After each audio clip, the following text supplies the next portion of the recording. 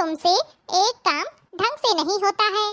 कितनी बार कहा है मेरे कपड़े अलग धोया करो, पर तुमको तो हर काम में जल्दी रहती है। मेरी पीली साड़ी तुमने लाल कर दी। माँ जी, गलती हो गई। बस हर बात में गलती हो गई। तुम्हारी गलतियाँ न हो गई, बवाल हो गया। माँ जी, मैंने आपके कपड़े अलग ही धोए थे, लेकिन पिताजी के कुर्ते का रंग छूट रहा था, इसलिए वो लाल हो गई। हाँ हाँ, अपनी लापरवाही को मेरे कपड़ों का ही बहाना बना दो। पता नहीं कैसी कामचोर बहू मिल गई मुझे। ओहो मम्मी जी, इतना गुस्सा आपकी सेहत के लिए सही नहीं है। आपका बीपी हाई हो जाएगा। आप टेंशन मत लीजिए, अब मैं आ गई हूँ ना, आपकी सभी टेंशन दूर हो जाएगी। हाँ बहू, अब तुमसे ही उम्मीदें हैं। बड़ी बहू तो एक नंबर की कामचोर निकली। ना ढंग का खाना बना पाती है और ना ही कोई काम ढंग से कर पाती है। रोज सुबह से फीकी सी खिचड़ी बना के रख देती है। माँ जी, आपको डॉक्टर ने मिर्च मसाला खाने के लिए मना किया है। अच्छा, अब मुझे तुझसे ज्ञान लेना पड़ेगा। डॉक्टर से बड़ी तू डॉक्टर है क्या घर में? मम्मी जी, आज दीदी ने जो भी बनाया है आप खा लीजिए, कल मैं कुछ और अच्छा सा बना दूंगी। अरे वाह बहू, तुम मेरा कितना ख्याल रखती हो। आते ही तुमने सब कुछ संभाल लिया। कैसे इतना सहती हो दीदी, और क्यों? अरे पगली, ये मेरा ही तो परिवार है। मुझसे गुस्सा नहीं दिखाएंगे तो किससे गुस्सा होंगे? लेकिन दीदी, बर्दाश्त करने की भी कोई हद होती है। हर समय आपको आपकी सासू माँ टॉर्चर करती रहती हैं। वहीं दूसरी ओर आपकी देवरानी को कितना लाड़ प्यार करती हैं। अपनी ही बहुओं के साथ इतना भेदभाव कोई कैसे कर सकता है? नहीं छुटकी, ऐसा नहीं कहते। अब समझ में आया कि बड़ी बहू, तुम्हारा दिमाग आजकल क्यों खराब हो रहा है। तुम्हारी ये छोटी बहन तुम्हें उल्टा सीधा सिखाती पढ़ाती रहती है। नहीं माँ जी, नहीं, ऐसा बिल्कुल नहीं है। छुटकी के कहने का वो मतलब नहीं था। आप गलत समझ रही हैं। कौन क्या कहना चाहता है मैं बहुत अच्छे तरीके से समझती हूँ। धूप में ही मेरे बाल सफेद नहीं हुए हैं। और हाँ, मुझे सब पता है। मुझे खिचड़ी खिलाकर तुम लोग हलवा खा रहे थे। आखिर हो तो बहू ही, दो तरफा व्यवहार करोगी ही। आने दो मेरे बेटे को, सब बताऊंगी। उफ दीदी, कैसे झेलती हो ये सब? तुम्हारी सास और बच्चे, जीजा जी सब अपने हिसाब से तुम्हें चलाते हैं। जीजा जी भी हर वक्त तुम्हें झिड़कते रहते हैं। किसी को तुम्हारा काम और थकान नहीं दिखता है। शीशे में अपने आप को देखा है? इतना सुंदर चेहरा कैसा हो गया है? तुम टेंशन मत लो छुटकी, वैसे भी मुझे आदत हो गई है इस सब की। परिवार की धुरी मैं हूँ और ये सब करना ही पड़ेगा। वैसे भी अब मुझे कुछ बुरा नहीं लगता। सबकी जरूरतें पूरी करते हुए अपने लिए समय ही नहीं मिलता। वो सब तो ठीक है दीदी, लेकिन थोड़ा बहुत समय अपने आप के लिए भी निकालना जरूरी है। अच्छा चलो, अब बहुत बातें हो गई, मैं जाकर रसोई के काम देख लेती हूँ। दीदी की दिनचर्या देखकर मुझे बहुत बुरा लग रहा है। इतनी टैलेंटेड खूबसूरत बहन सिर्फ घर की नौकरानी मात्र रह गई है। किसी को उसकी परवाह ही नहीं है। क्या ये वही बहन है जो रोज आयरन किए कपड़े पहनती थी, बिना बाल संवारे कमरे से नहीं निकलती थी? आज उलझे बाल और सिकुड़ी साड़ी में इधर उधर दौड़ रही है। एक सुंदर स्त्री बहू पत्नी माँ बनते ही इतना बदल जाती है। अब तो मैं इस घर में अपनी बहन के कामों और जिम्मेदारियों का बंटवारा करके ही जाऊंगी। जीजा जी को भी समझाऊंगी। छुटकी, खाना बनाकर मैंने तैयार कर दिया है। थोड़ी देर में तुम्हारे जीजा जी आने वाले होंगे। दीदी, एक बात पूछूं, रोज रोज जीजू किसके घर जाते हैं? अरे पगली, किसी के घर नहीं जाते। ये 4-5 दोस्त सामने पार्क में गप्पे मारते हैं। ऑफिस का तनाव कहीं तो दूर करना है ना। अच्छा, एक बात बताओ दीदी, जीजू को ऑफिस का तनाव दूर कर फ्रेश होना है और बच्चे खेलने चले जाते हैं। माँ जी भी सुबह शाम बाहर कुर्सी में बैठ जाती हैं, जिससे उनको ताजी हवा मिले। और क्या तुम अपना रोज का तनाव, जहाँ काम का प्रेशर सासू माँ का उलाहना, जीजू की झिड़की जो तुम्हें आहत करती है। उस तनाव को दूर करने के लिए कभी बाहर या दोस्तों के पास जाती हो? क्या तुमको जरूरत नहीं है तनाव मुक्त होने की? क्या तुम्हें अपने स्वास्थ्य की देखभाल की जरूरत नहीं है? क्या तुम्हारे पति, सास या बच्चे की जिम्मेदारी तुम्हारे प्रति नहीं है? क्या तुम्हें अपने शौक पूरे करने का अधिकार नहीं है? हम औरतें ना देने में इतना विश्वास करती हैं कि अपना स्वास्थ्य तक भूल जाती हैं। पर दीदी, औरतों को भी देखभाल की जरूरत है। हाँ छुटकी, आज तुमने मेरी आंखें खोल दी।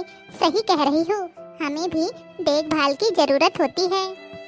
सॉरी बहना, अब मैं अपना ख्याल रखूंगी। हाँ दीदी, जब गृहिणी ही खुश नहीं रहेगी तो घर कैसे खुशहाल होगा? आप भी तनाव मुक्त रहो। कभी कभी अपने अस्तित्व के लिए बोलना भी जरूरी होता है। अपनी जरूरतों को अगर तुम नज़रअंदाज करोगी तो दूसरा भी नज़रअंदाज कर देगा। वो कहते हैं ना, माँ भी दूध तभी पिलाती है जब बच्चा रोता है। गांठ बांध लो, अपनी खुशियों का आगाज स्वयं ही करना पड़ता है। माँ जी। अच्छा सुन, मैं तुझसे बाद में बात करती हूँ। क्या है, तुम्हें दिखाई नहीं दे रहा था क्या कि मैं फोन में बात कर रही हूँ? वो माँ जी, बहुत दिन हो गए मंदिर गए हुए, इसीलिए आज मैं मंदिर जा रही हूँ। अकेले मंदिर जाएगी? अरे नहीं नहीं माँ जी, अकेले नहीं, मेरी छोटी बहन है ना मेरे साथ। जैसे छोटी बहन को लेके जा रही है, कम से कम एक बार अपनी देवरानी से भी पूछ लेती। अरे माँ जी, देवरानी जी को साथ ले जाने के लिए आप हो ना, तो किस बात की टेंशन। अच्छा, तो अब हम चलते हैं। चलो छुटकी। आजकल बड़ी बहू के रंग ढंग कुछ बदले बदले से लग रहे हैं। जरूर इसकी छोटी बहन सिखा रही है। कुछ ना कुछ तो करना ही पड़ेगा। बहू रानी, आज तुम्हारी सासू माँ नहीं आई? नहीं आंटी जी, आज मैं अपनी बहन के साथ में आई हूँ। अरे वाह, चलो बढ़िया है। अरे वाह, मुझे तो यहाँ नई नई दुल्हन देखने को मिल गई।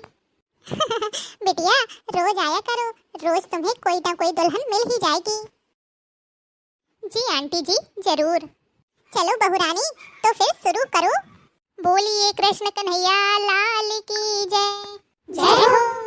कन्हैया प्रेम करने की सजा क्या खूब पाई है। कन्हैया प्रेम करने की सजा क्या खूब पाई है। सांवरिया प्रेम करने की सजा क्या खूब पाई है। नहीं है चैन दिन रहना मिले